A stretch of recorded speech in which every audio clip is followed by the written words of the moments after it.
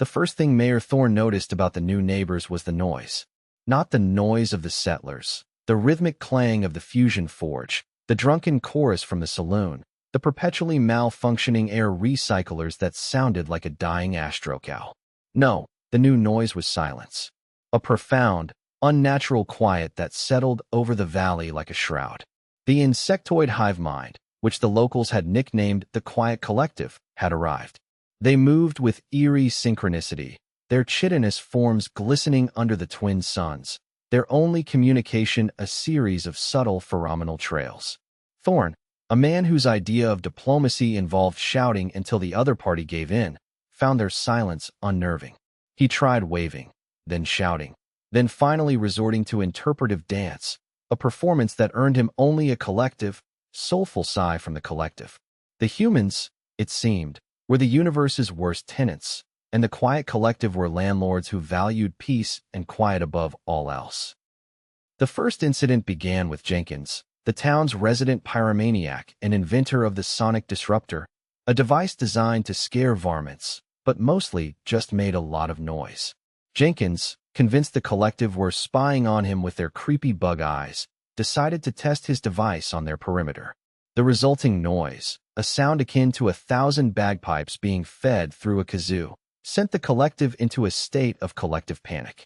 Their pheromonal trails spiked with alarm, and they retreated into their crystalline hives, leaving behind only the lingering scent of existential dread.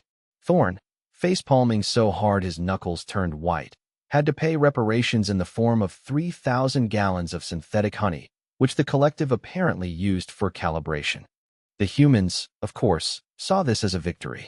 "We showed him who's boss," Jenkins declared, already plotting his next harmless prank. The escalation came when the collective, in a desperate bid for peace, erected a massive, sound-dampening field around their territory. It worked a little too well. The field didn't just block noise, it absorbed it. The forge fell silent, the salon music died, and even Jenkins' sonic disruptor fizzled into a pathetic whimper. The town was plunged into an oppressive, maddening quiet. Humans, who thrived on chaos and cacophony, began to lose their minds. Old Man Henderson started arguing with his own reflection, and the children, deprived of their usual shrieking, began to whisper conspiracies about the silent ones stealing their noise. Thorne, now resembling a sleep-deprived raccoon, called an emergency town meeting. "They're trying to starve us out," he yelled, though his voice barely carried in the eerie stillness.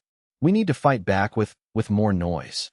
The plan, as most human plans did, involved a lot of shouting and very little forethought. The final showdown was less a battle and more a performance art piece. The humans, led by a deranged Jenkins, strapped every noisemaker they had to a single, oversized rover. Sirens, foghorns, broken speakers, and even a bagpipe-playing robot were welded to its chassis. Thorne, looking every bit the mad scientist, flipped the switch. The resulting sound was a symphony of pure, unadulterated chaos, a sonic blast so loud it could curdle nebulae. The collective's dampening field flickered, then shattered. For a moment, the valley was filled with the glorious, deafening roar of human ingenuity. The collective, their minds reeling from the auditory assault, retreated into the deepest parts of their hives, their pheromonal trails now laced with something new: fear. The humans had won, but the cost was high. Half the town was now deaf, and the rover had melted into a puddle of slag. Thorne surveyed the wreckage, a manic grin spreading across his face. "We showed him," he muttered, already brainstorming ways to make the noise even louder next time. In the aftermath, the humans and the collective reached a fragile, unspoken truce. The humans, now fully aware of their reputation as the universe's loudest pests, agreed to keep the noise down. Mostly, the collective, having learned that humans were not just noisy but also suicidally stubborn, decided it was easier to just move. They packed up their crystalline hives and relocated to the far side of the planet, where the only neighbors were a species of sentient rocks who communicated by vibrating. The humans, left in peace, resumed their usual cacophony, albeit with slightly fewer explosions.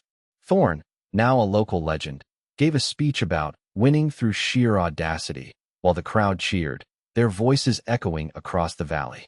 And somewhere, in the quiet depths of the new planet, the collective sighed, a collective, silent prayer that their next tenants would be, for once, quiet. Or at least, not human.